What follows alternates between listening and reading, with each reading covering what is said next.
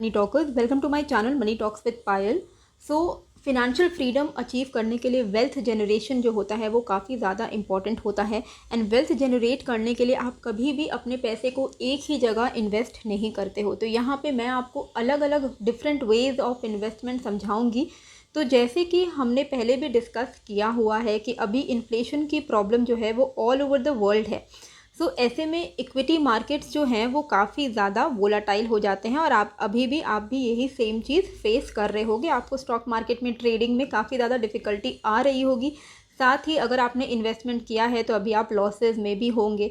तो आने वाले समय में हम मार्केट से क्या एक्सपेक्ट कर सकते हैं एंड ट्रेडर्स कैसे अपने रिस्क को कम कर सकते हैं एंड प्रॉफिटेबल रह सकते हैं, उसको लेकर इस वीडियो में हम बात करने वाले हैं।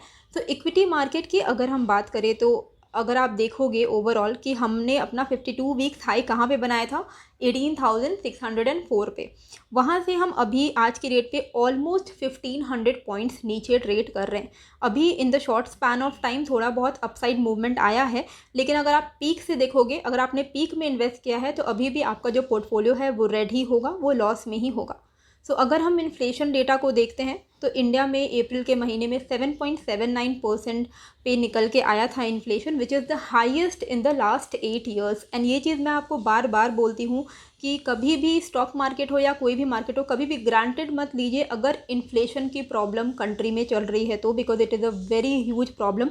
अभी फ्राइडे को भी आरबीआई की पॉलिसी आने वाली है, तो अभी हमें देखना होगा कि वो अभी क्या रेट बढ़ाते हैं।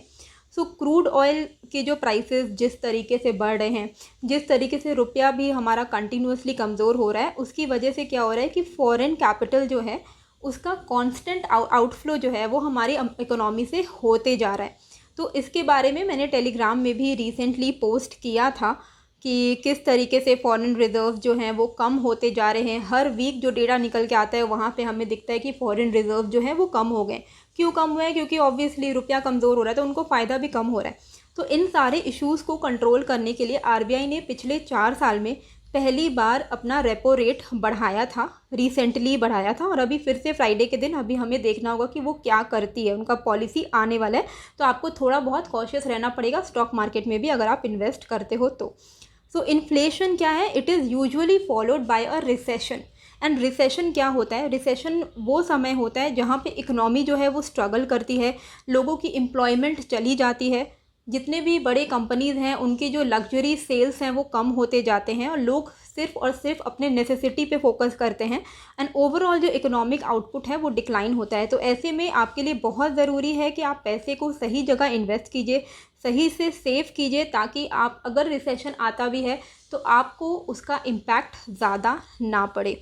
तो अगर रिसेशन की हम बात करें तो ऑलरेडी जैसा बोला जा रहा है कि इन्फ्लेशन जिस तरीके से कंटिन्यूसली इंक्रीज़ हो रही है ऑल ओवर द वर्ल्ड, कई सारे ऐसे कंट्रीज़ हैं जहां रिसेशन आ सकता है।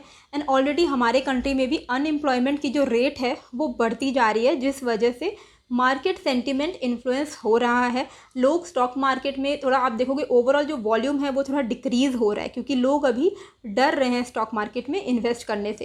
एंड इकोनॉमिक ग्रोथ में स्लो डाउन हम ऑलरेडी देख पा रहे हैं, जितने भी एक्सपेंसेस हैं आपके हाउस होल्ड के एक्सपेंसेस वो भी इंक्रीज़ हो गए होंगे। तो इन सारे इकोनॉमिक इश्यूज़ को देखते हुए रीयूटर्स ने भी फोरकास्ट डाला था कि इंडियन स्टॉक मार्केट 2022 में अप्रॉक्सीमेटली 4% डिक्लाइन हो सकता है ओवरऑल अपने 52 वीक्स के हाई से। तो it would be the first annual decline in the last 7 years. तो बीएसई सेंसेक्स की अगर हम बात करें तो वो ऑलरेडी 7% फॉल हो चुका है इस साल। And increasing inflation in India and around the world, supply chain का कमज़ोर होना, रशिया यूक्रेन वॉर, इन सब की वजह से most of the central banks ने अपने इंटरेस्ट रेट्स को भी बढ़ा दिया है। एंड इस वजह से इक्विटी जैसे रिस्की एसेट से क्या हो रहा है, ह्यूज कैपिटल आउटफ्लो हमें देखने को मिल रहा है। क्योंकि लोग क्या कर रहे हैं ना, क्योंकि ऑब्वियसली बैंक्स में इंटरेस्ट ज़्यादा मिल रहा है, स्टॉक मार्केट में कमाई हो नहीं रही है, तो लोग क्या कर रहे हैं, स्टॉक मार्केट से पैसे को निकाल के बैंक में डिपॉजिट मार दे रहे हैं, क्योंकि बैंक में इंटरेस्ट थोड़ा सा बढ़ाया गया है। लेकिन ओवरऑल अगर आप देखोगे कि इन्फ्लेशन जिस स्पीड से बढ़ रहा है और आपको बैंक जो इंटरेस्ट रेट दे रहा है उसमें काफ़ी ज़्यादा ज़मीन आसमान का फ़र्क है, तो overall you are losing on money. ठीक है, traders and investors already panic में हैं, क्योंकि अभी किसी को नहीं पता है कि आगे क्या हो सकता है ना। जिस तरीके का अभी हमने डिप देखा है, थोड़ा बहुत क्रैश टाइप्स का फीलिंग हमें आ चुका है इस साल, तो अभी लोग थोड़े पैनिक में हैं। अगर इन्फ्लेशन इसी तरीके से बढ़ता रहेगा तो जितने भी हाई रिस्की एसेट हैं उनको रिकवर होने में काफ़ी ज़्यादा वक्त लग सकता है। आपके जितने भी इन्वेस्टमेंट हैं उनको सिर्फ कॉस्ट पे आने पे, आपके बाइंग कॉस्ट पे आने पे भी काफ़ी टाइम लग सकता है। तो ऐसे में इन्वेस्ट करना इम्पॉर्टेंट है।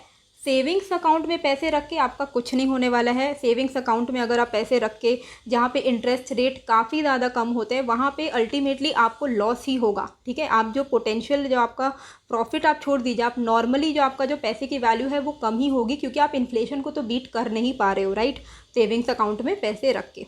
तो जितनी ज़रूरत है इमरजेंसी फ़ंड उतना आप रखिए, भले सेविंग्स में, एफडी में, नहीं तो आप लिक्विड फंड्स में भी रख सकते हो। अदरवाइज़ उसमें रख के आपका पैसा ओवरऑल लॉस में जाएगा, क्योंकि इन्फ्लेशन काफ़ी ज़्यादा है। तो ऐसे में we have to act wisely and make money work for us. अभी हम मनी को अपनी तरफ कैसे वर्क करवाएं, तो एडिशनल इनकम आपको कमाना होगा। ठीक है, कभी भी अपने जॉब को मत हटाइए ट्रेडिंग करने के चक्कर में, लेकिन एडिशनल इनकम कमाना इंपॉर्टेंट है। आपका जो भी सोर्स ऑफ इनकम है उसके साथ एटलीस्ट आपके पास एडिशनल इनकम का सोर्स होना ही चाहिए। तो उसके जो 3 तरीके हैं वो मैं आपको बता देती हूँ, ऐसे इन्फ्लेशन में क्या काम आ सकता है। तो देखो, एक तो तरीका सिंपल है कि आप स्टॉक्स में इन्वेस्ट करो, क्योंकि आपने जितने भी अच्छे स्टॉक्स में इन्वेस्ट किया होगा पीक में, वो अभी आपको काफ़ी डिस्काउंटेड रेट में मिल रहे हैं। तो अगर आप अभी के समय में इन्वेस्ट करते हो तो थोड़े बहुत चांसेस हैं कि आपको प्रॉफिट होगा, लेकिन उसमें टाइम लगेगा। क्यों?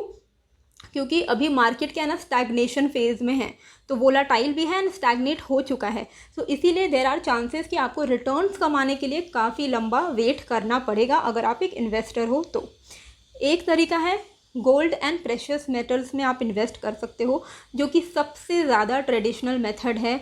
हमारे फैमिली में सारे पेरेंट्स भी यही बोलते आते हैं कि आप गोल्ड में इन्वेस्ट करो, प्रेशियस मेटल्स में इन्वेस्ट करो।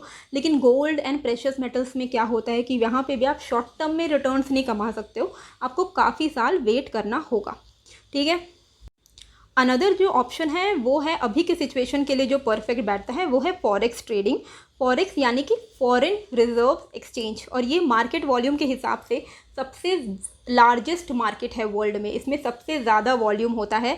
सपोज़ अगर आपने फॉरेक्स मार्केट में ऑयल का ट्रेड लिया होता मार्च में, जब रशिया यूक्रेन का वॉर हुआ था, तो उस वक्त अगर आपने ऑयल का ट्रेड लिया होता, आप यहाँ पे देख सकते हो, तो वहाँ पे आपने कमाया होता 3305 USD।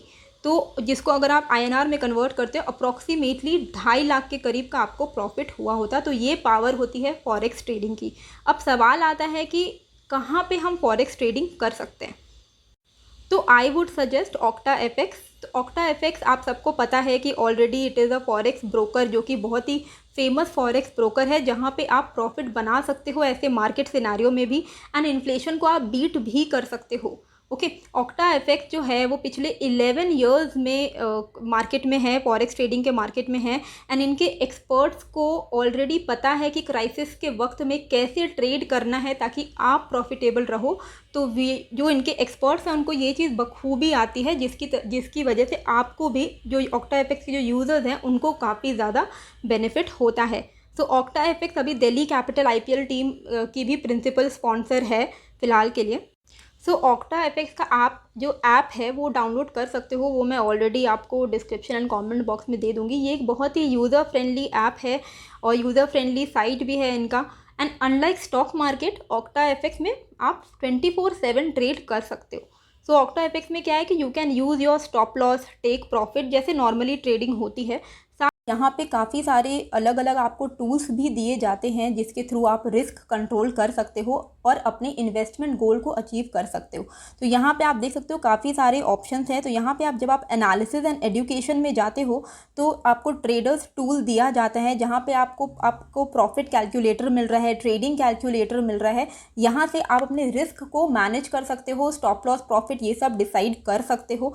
इसी के साथ यहाँ पे एनालिटिक्स में आपको इकोनॉमिक कैलेंडर, मार्केट कैलेंडर भी दिया जाता है, जिसके थ्रू आप इम्पॉर्टेंट इवेंट्स जो आने वाले हैं वो आपको पता रहे। तो ये सारी चीज़ें आपको OctaFX में मिल जाती है।